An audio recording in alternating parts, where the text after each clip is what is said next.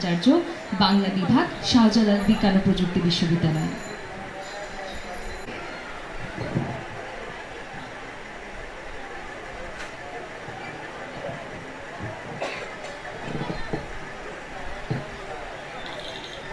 সুধী দর্শক শ্রোতৃ মণ্ডলী,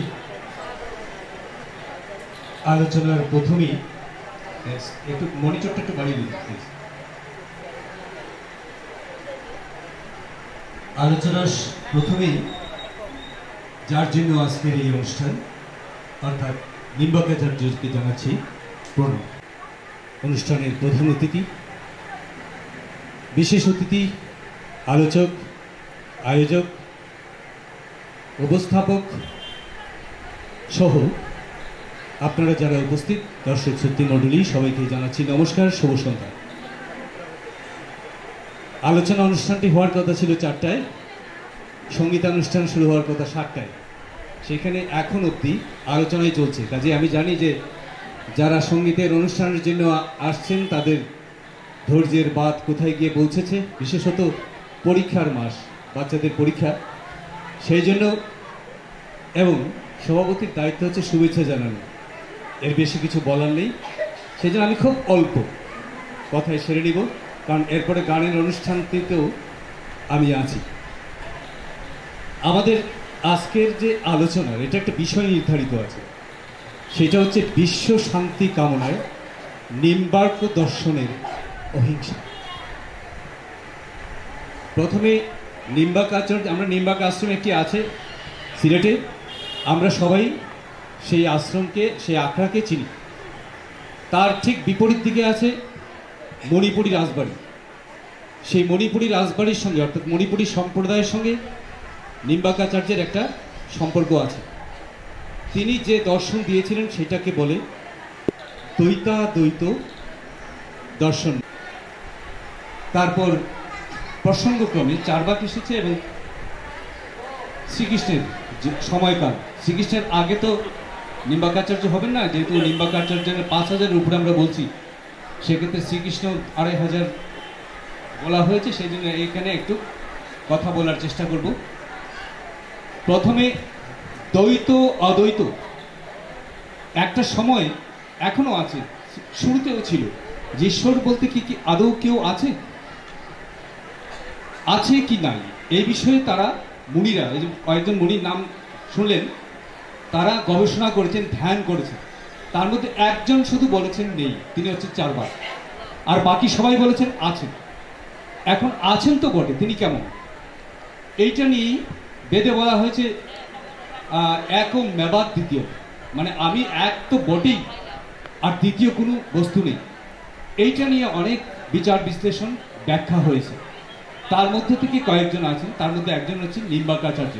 এর অনেক পরে কিন্তু আমাদের শ্রী চৈতন্য, সিলেটের সন্তান, সেইখানে আছে অচিন্ত ভেদাভেদ, আর ওটা হচ্ছে দ্বৈতাদ্বৈত।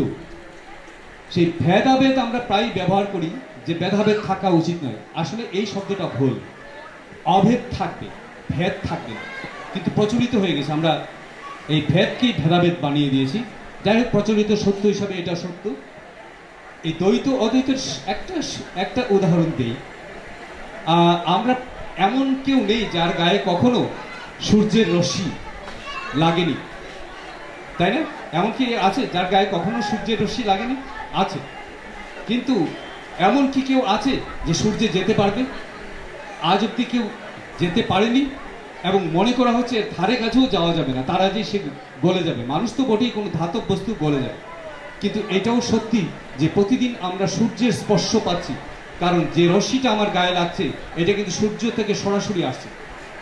এটাই হচ্ছে ভেদ অভেদ। সূর্য অনেক দূরে, অনেক দূরে, সৌরজগতের সবচেয়ে দূরে সূর্য, কিন্তু প্রতিদিন আমরা মঙ্গলের স্পর্শ পাই না, বুধের স্পর্শ পাই না, বৃহস্পতির স্পর্শ পাই না, শনির স্পর্শ পাই না, কিন্তু সূর্যের স্পর্শ পাই।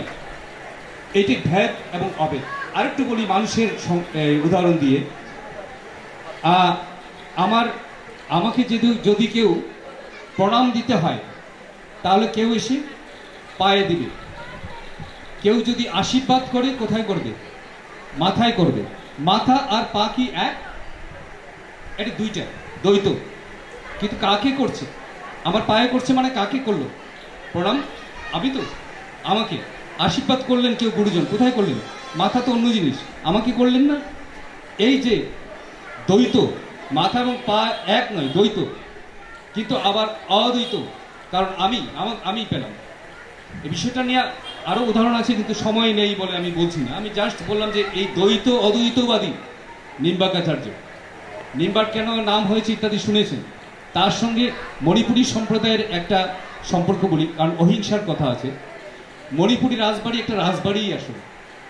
মণিপুরের রাজা বার্মিজ আক্রমণে আক্রান্ত হয়ে তিনি পালিয়ে আসলেন সিলেটে। তখন সিলেট আর মণিপুর সব এক দেশ, ভারতবর্ষ।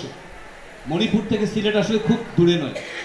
ত্রিপুরা রাজ্য আছে না, আমাদের সিলেট থেকে ত্রিপুরা যেতে, ত্রিপুরা যদি আমাদের দেশে থাকতো তাহলে ত্রিপুরা হয়ে এই পার্বত্য চট্টগ্রামে পৌঁছতে মাত্র 50 কিলোমিটার, কিন্তু আমরা ঘুরে আসি বলে 300-400 কিলোমিটার হয়ে যায়। কাজেই তখন আসাটা সহজ ছিল।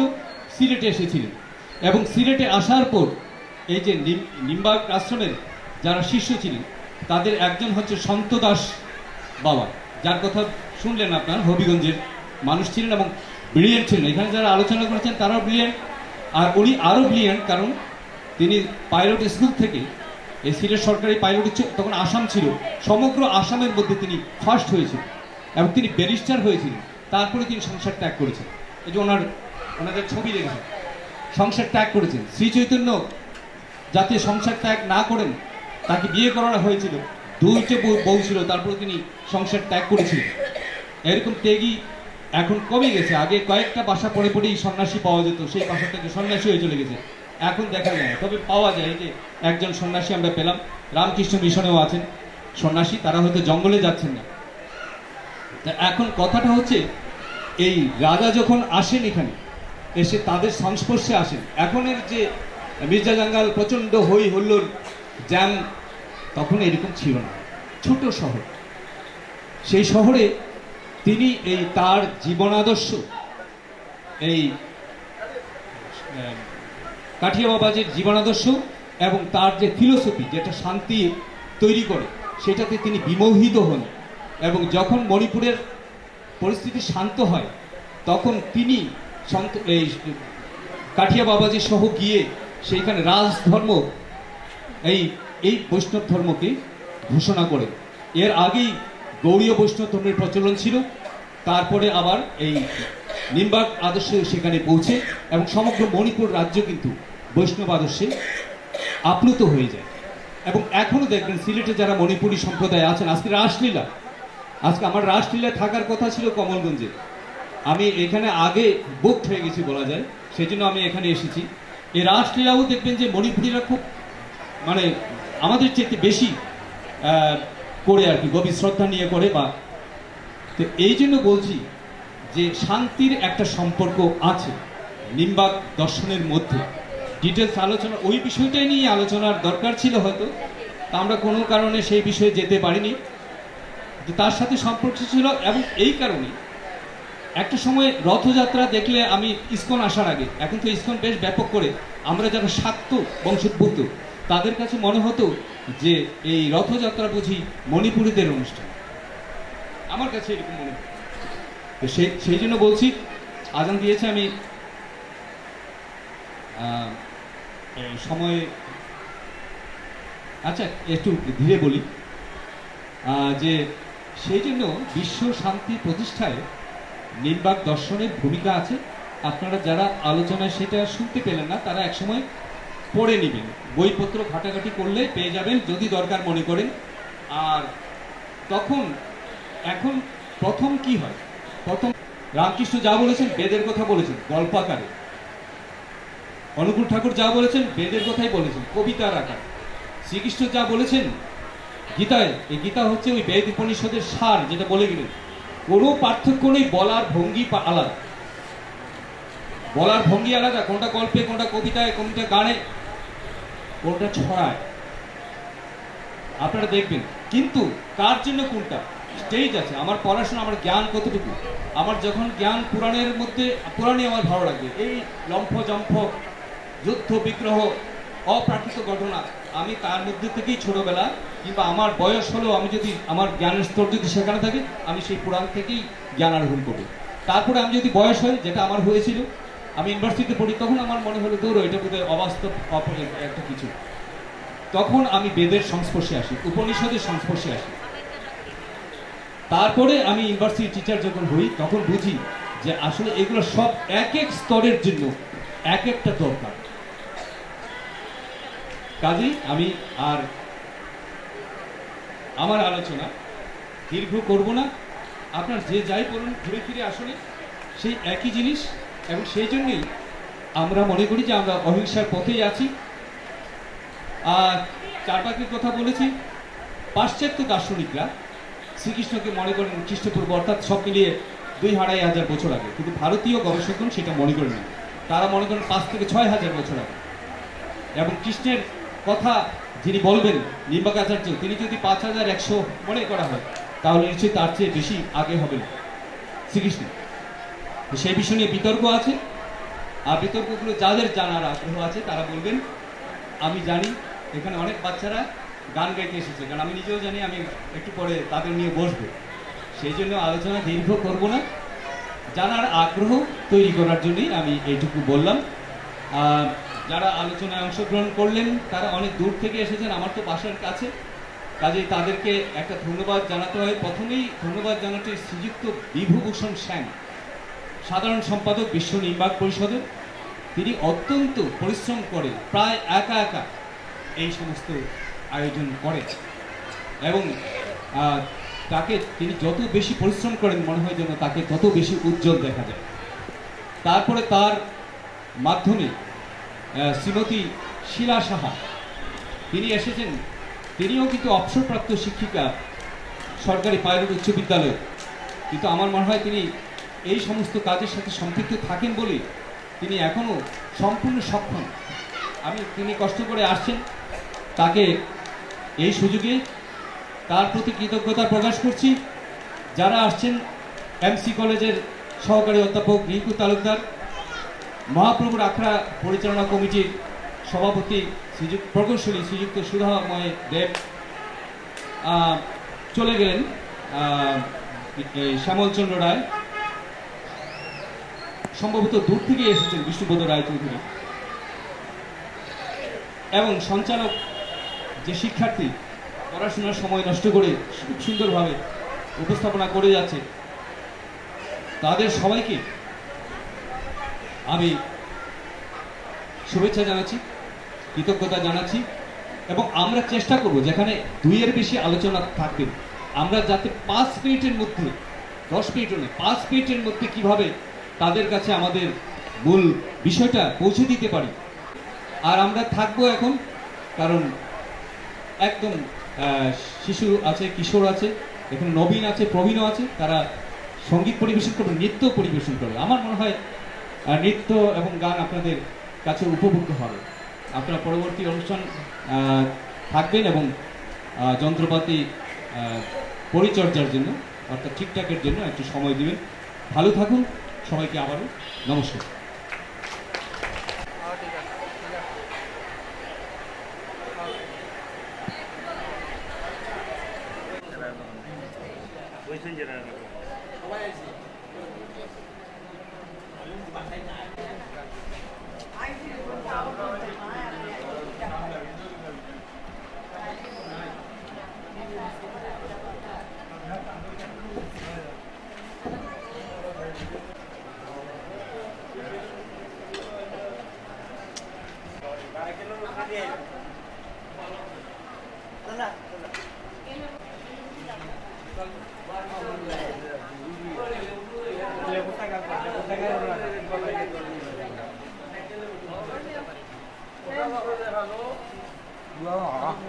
Ya, udah kayak dulu.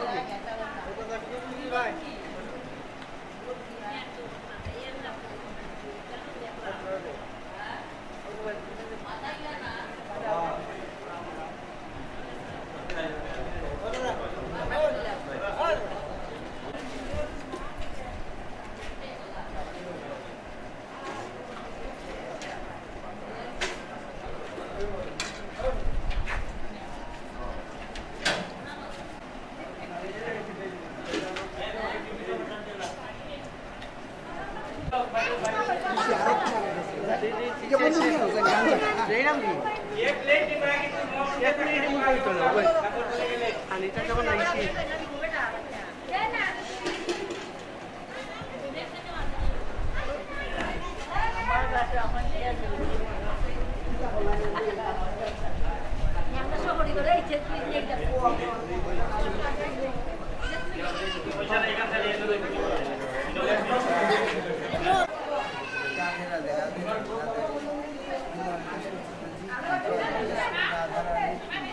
সব সন্তান জয় জয়